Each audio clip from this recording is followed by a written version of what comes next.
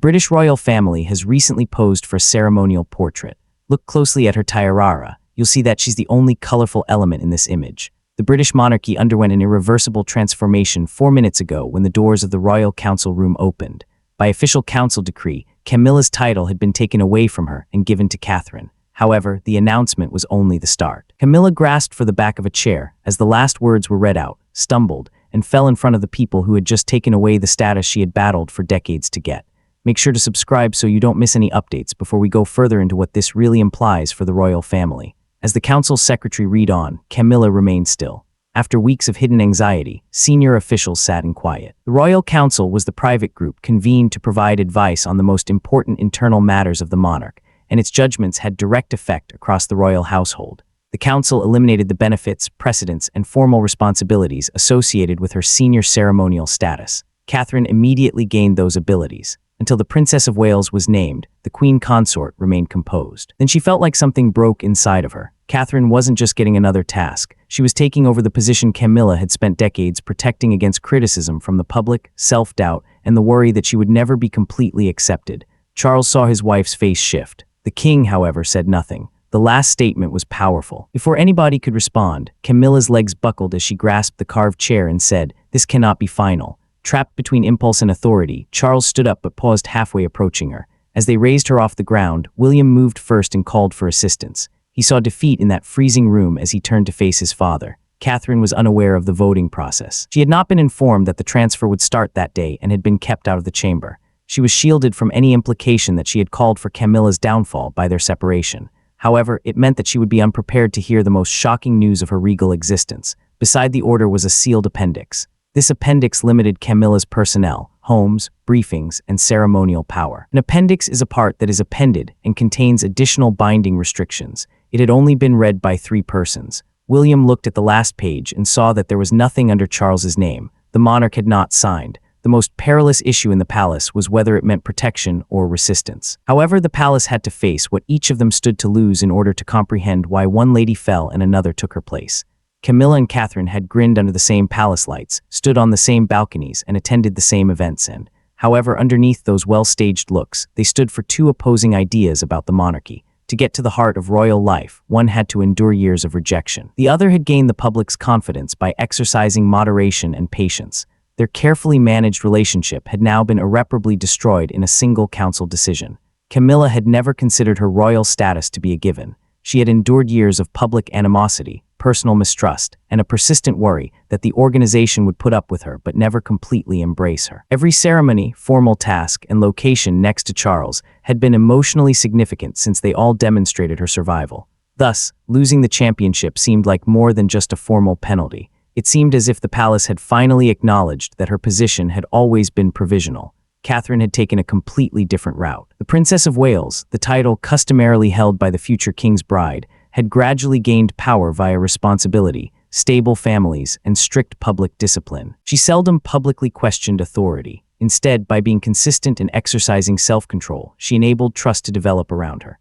Year after year, William had seen that influence grow, not because of demands, but rather because of the silent alliance they had developed while getting ready for their upcoming duties. Staring at the last line, Catherine put the council letter down on her lap. William did not interrupt, even though he was near enough to see the look of horror on her face. She said, "I never asked to take anything from her." In response, the prince said he was aware. Additionally, he was aware that his wife was aware of the brutality of gaining power just as another lady was crumbling under its loss. Looking back upon the paper, the future queen found it difficult to distinguish between duty and guilt. Camilla had worked for decades to get the recognition that was taken away from her in a single morning. During those same years, Catherine had refrained from displaying any signs of ambition. However, they were on opposing sides of a decision made by the council.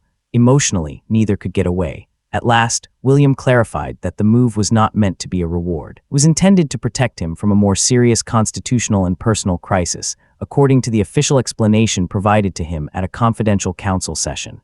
A constitutional crisis posed a danger to the stability, power, and regulations that supported the monarchy. Rivalry was no longer the main concern. In a taped private chat, Charles had previously assured Camilla that her status would be safeguarded. The monarch was now forced to choose between the institution he had vowed to protect and that commitment. What could have been serious enough to break his father's word? Catherine remarked, glancing at her husband. William hesitated before responding. The decision had really started weeks before at a ceremony that turned into the palace's point of no return, but the title had been taken away in a single morning. Neither a public scandal nor a legal memorandum preceded the council's decision. It started in a packed stateroom with royal flags and chandeliers. William saw the conversation when Camilla discreetly disregarded an order given in Catherine's behalf. The statements that followed were heard by Anne, and Charles saw his wife leave a warning that would be recognized as the turning point in the monarchy's covert power struggle. The family had to determine who would be responsible for more ceremonial tasks, as Charles had been cutting down on certain public commitments. Because of her position next to the future king, Catherine was given a more significant role in the monarchy's next phase. Camilla was still in charge of a number of home channels, which were the internal channels by which palace employees received official directives, timetables, invites, and briefings. Her impact went much beyond what the general public could observe thanks to that control. At a Windsor investiture rehearsal, the tension eventually subsided. A formal ceremony called an investiture is used to confer honors on behalf of the sovereign.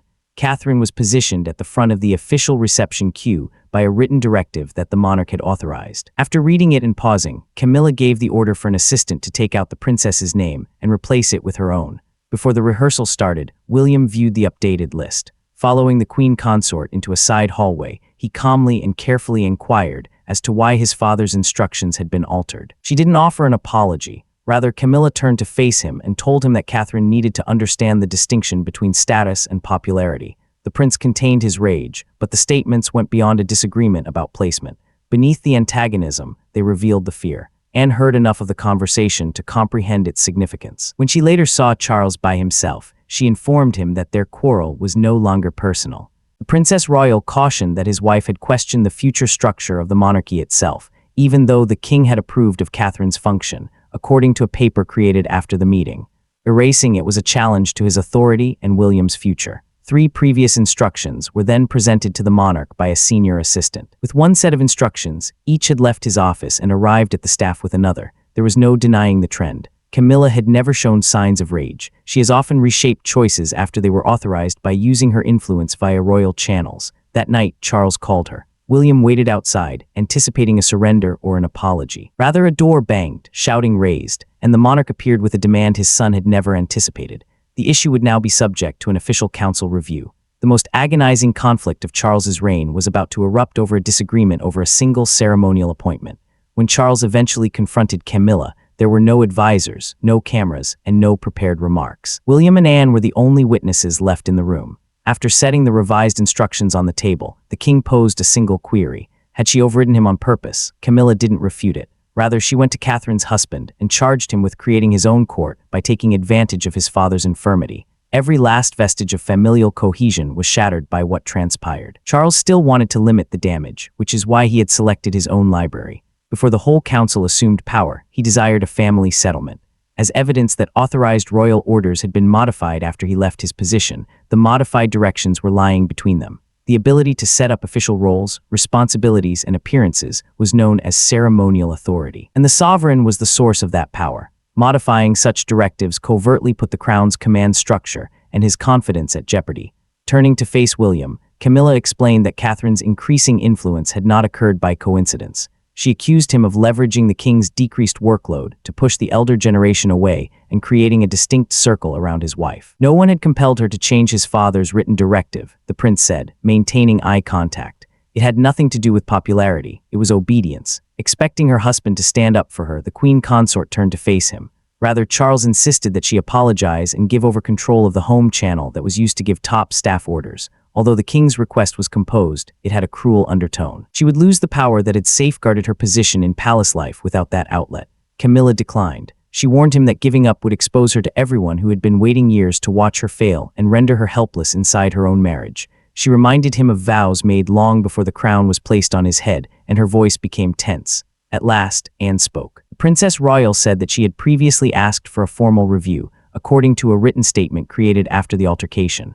A number of senior employees have said that they were afraid of reprisals if they questioned directives from Camilla's office. Family strife was no longer at the center of the conflict. The institution's employees no longer had faith in the system. Camilla pulled herself back, causing the chair to scrape violently. She gave Charles a stern look and threatened to publicly ruin everything he had previously pledged to defend if the study was allowed to proceed.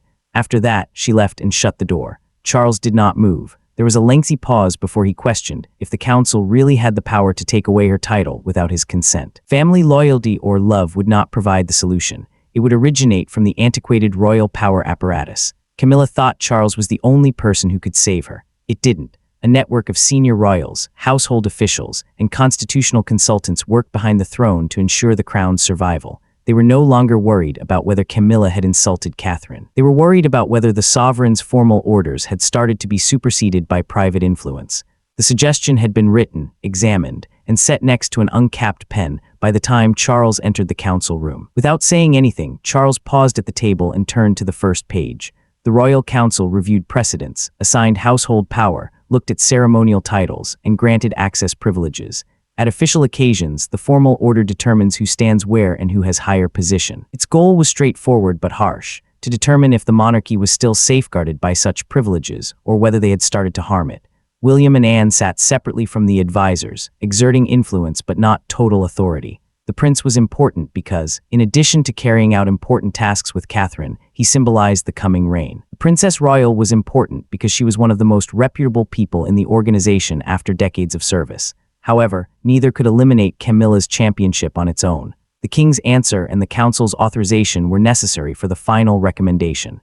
After coming to that decision, Charles took off his spectacles and turned to face his sister. When he acknowledged that accepting the order would be like publicly announcing the loss of his marriage, his voice faltered. For years, the monarch had stood up for the lady at his side. Now, each signature did not soften the reality. Rather, it threatened to transform that defense into shame. She informed her brother, according to the council record, that Catherine, terrified employees, or the future monarchy could not tolerate constant meddling in order to save Camilla from humiliation. She didn't say anything hurtful. It made them more difficult to avoid. The sealed appendix was then opened by William. An appendix was a portion that was appended and included further proof and legally enforceable limitations. The documents revealed that multiple briefings meant for Catherine had been postponed via Camilla's unofficial office channel, resulting in the incomplete or delayed delivery of crucial information. One delayed file was presented in front of his father by the future monarch. Through the recorded council statement, he disclosed that it was a significant national occasion in which his wife had almost entered unprepared in front of international guests and high-ranking officials. A decision that Catherine was unaware had almost ruined her reputation.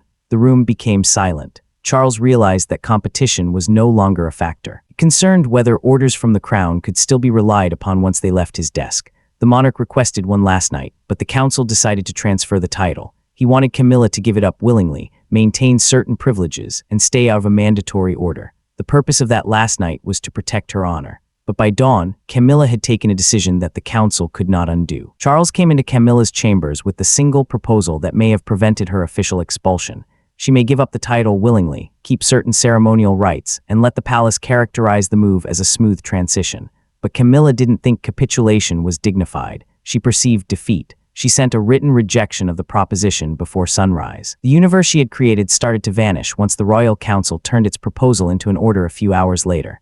In front of her, Charles presented the withdrawal statement and described what was still feasible. Camilla might present a unified front by leaving the palace, keeping a limited public role, and keeping some of her personal staff. In a negotiated withdrawal, she would retreat voluntarily as opposed to being forcibly removed. It was the final defense the monarch could provide without disregarding the council's conclusions. While he waited, Camilla read every word. The queen consort realized that although the offer protected dignity in public, it did not maintain authority in private. In order to accept it, she had to acknowledge that the power she had worked so hard to establish was no longer hers. She asked her husband if he really thought she would sign away the life he had vowed to protect. Charles took a while to respond. He still wished to protect her from public disgrace, but he could no longer justify the changed instructions or the postponed briefings. The king warned her that if she refused, the council would force the full transfer. More than just a title would be removed by such transfer, which is previously described in the sealed appendix.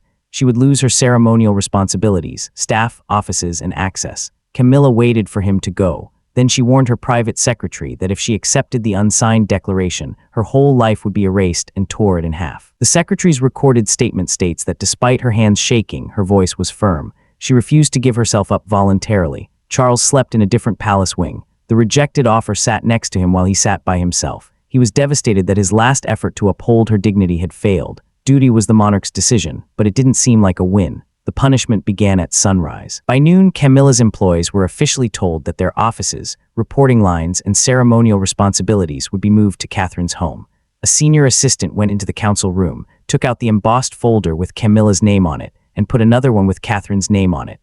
The discussion was not seen by either lady. However, the new order was made true by that silent deed. After recovering from her breakdown, Camilla declined to talk to Charles. Rather, she requested a private audience with the lady who had inherited her title. Camilla and Catherine would confront each other without Charles, William, advisors, or the council between them for the first time since the situation started. When Camilla went into Catherine's personal quarters, the palace anticipated rage. It anticipated charges, demands, and perhaps even a last-ditch effort to overturn the council's decision.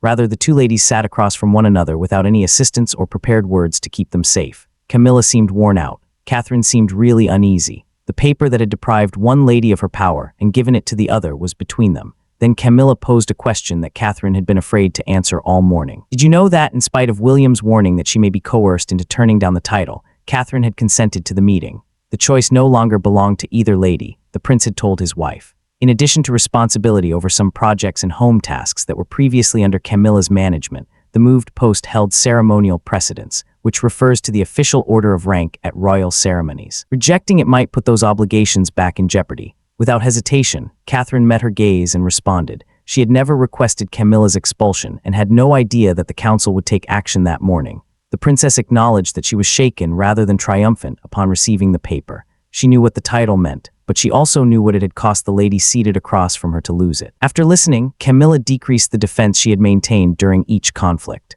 The queen consort acknowledged that she was afraid of Catherine's popularity in a private statement that was recorded after the encounter. Before Charles's rule had really taken hold, she had seen the audience come to trust the younger lady and dreaded becoming unnoticed. She had changed directives, postponed briefings, and saw every advancement in Catherine's status as a personal danger due to her anxiety. Their mutual quiet shifted. Catherine no longer saw simply ambition, but she could not justify what had transpired. She saw insecurity that had solidified into mastery. Then Catherine said that she had thought of declining the title. In a private discussion, William had cautioned her that the council's authority would be undermined and the power struggle would resume. Now, the future queen saw that taking on the role had nothing to do with beating Camilla. The goal was to put a stop to the issue before it caused further harm to the monarchy. Camilla gently moved the transfer papers across the table after placing her palm on it. She advised Catherine to avoid repeating her own mistakes. A regal status should never be confused with personal security. A title may provide influence, respect, and access, but it could never put an end to terror. After accepting the paper, Catherine pledged that her first public performance, music, would not be a celebration. It would recognize the suffering, limitations, and human cost associated with the transfer. Catherine's first appearance would decide whether the transfer seemed to be a victory, a punishment, or something far more humane when the palace gates opened and the news was made public. By the afternoon, the decision had leaked out of the palace and captured the nation's interest. Regular programming was interrupted by broadcasters. Crowds gathered in front of Buckingham Palace's gates. However, neither Camilla's breakdown nor the council's sealed decree was the picture that summed up the day. It was Catherine, holding a handwritten statement, getting out of a vehicle without a grin and without any festive jewelry. The populace realized that the monarchy was watching a handover of power rather than a victory parade during that subdued time.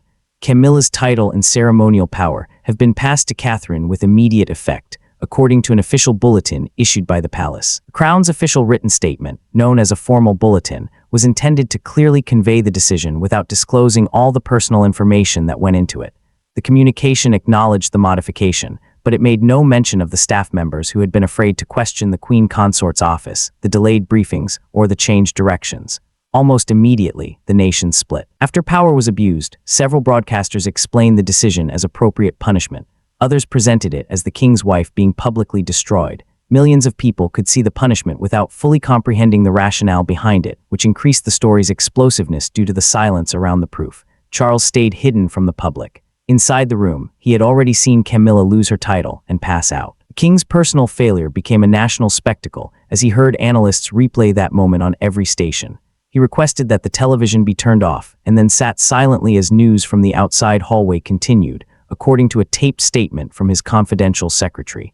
As the commotion outside the gates intensified, Catherine waited inside the vehicle. She turned to William and said that she would not let the world to think that she was taking pleasure in the humiliation of another lady. Before leaving, the princess took off a large ceremonial brooch. The act immediately made sense to the prince. She wouldn't show victory, but she would take on the responsibilities. Outside Buckingham Palace, a newspaper vendor raised the evening edition. "The Crown Changes Hands" was written in huge letters over the top page, with a split picture underneath them. Catherine is getting closer to the main doors as Camilla exits using a secondary door. The whole day was encapsulated on only one page. One lady backed away from power while another approached it. Before pledging stability, responsibility, and respect, Catherine unfurled her handwritten message and paid tribute to Camilla's years of service. She made no mention of winning. The title did not make her happy. Charles was ready to confront his wife one more time inside the palace. The title had changed hands across the nation, but only Charles could determine what would happen to the marriage. The lady behind the falling rank and the trust. The council order was in force when Charles eventually made his way inside Camilla's chamber. She had lost her ceremonial seal. Her official folder was gone.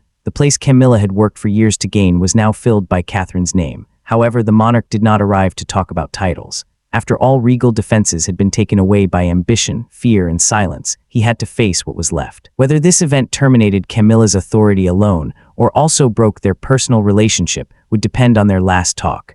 Charles took a seat across from her and placed his wedding ring on the table. The gesture was more significant than any formal agreement between them. Camilla was no longer able to act via the senior position she had previously held because a ceremonial seal, which was the official symbol used to signify royal authority, had been removed. That was an irreversible loss. Nevertheless, the monarch had arrived as a spouse prior to rendering his ultimate ruling. Camilla waited while staring at him. Charles assured her that while he still loved her, choices that had undermined his authority could no longer be shielded by love. The king didn't sound angry when he spoke. The reality hurt harder because of that serenity. Despite years of animosity, he had stood up for her. However, he was unable to justify changed directives, postponed briefings, or the anxiety instilled among palace employees. At last, the queen consort gave up her resistance. She acknowledged that fear had influenced her decisions, according to a recorded transcript of the private discussion. Catherine felt interchangeable because of the public's increasing faith in her. The future seemed closer than she was prepared to acknowledge due to William's growing dominance. Even Charles's diminished responsibilities had seemed to be a sign that the life she had battled for was starting to elude her. Charles did not change his mind, but he did listen to without interjecting. He assured Camilla that while her position within the organization would be permanently altered, their marriage would endure. She would take a more subdued private role next to him, give up authority over the contested home channels, and retire from top royal decision-making. Instead of seeing the transferred title as a triumph, Catherine publicly accepted it as an obligation. In order to prevent any unofficial office from once again overriding formal directives from the sovereign or the designated future monarch, the council likewise restructured its reporting lines. That shift was significant because the crown could only endure internal strife if its directives remained trustworthy and unambiguous. Before nightfall, Camilla received a handwritten message. Catherine pledged that the title would not undo the years of service that preceded it, but rather be utilized to stabilize the family. The message ended the conflict with dignity, but it did not take away the suffering. Camilla lost the crown that she thought would keep her safe forever. Charles discovered that sometimes upholding the crown necessitates not shielding the person he loves from the fallout from her own decisions, and Catherine took on a responsibility she had never asked for. There was no celebration in the palace. It just went on, wounded, reorganized, and finally assured of who would lead the monarchy into its new phase. I appreciate you watching. Remember to like and subscribe, and we'll see you in the future.